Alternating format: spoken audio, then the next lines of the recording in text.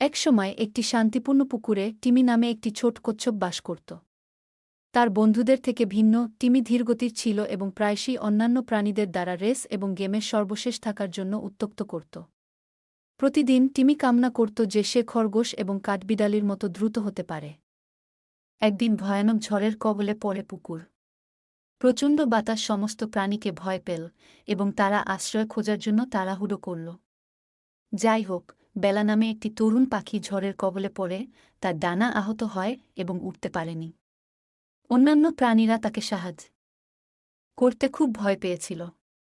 যদিও তিনি ধীর, তিনি জানতেন তাকে চেষ্টা করতে হবে। তিনি ভারী বৃষ্টির মধ্য দিয়ে হামাগুড়ি দিয়েছিলেন বেলাকে সাহায্য করার জন্য। তার ধীর গতি তাকে স্থির থাকতে দেয় এবং দীর্ঘ যাত্রার পর সে তার কাছে পৌঁছায়। টিমি বেলাকে তার পিঠে বহন করে আশ্রয়ের পথ পেয়েছিল। অন্যান্য প্রাণী টিমির সাহসিকতার জন্য উল্লাস করেছিল। সেই দিন থেকে তারা বুঝতে পেরেছিল যে ধীর হওয়া কোনো দুর্বলতা নয়। টিমি তাদের শিখিয়েছে যে ধৈর্য, সংকল্প এবং দয়া যে কাউকে তাদের ভয় কাটিয়ে উঠতে পারে।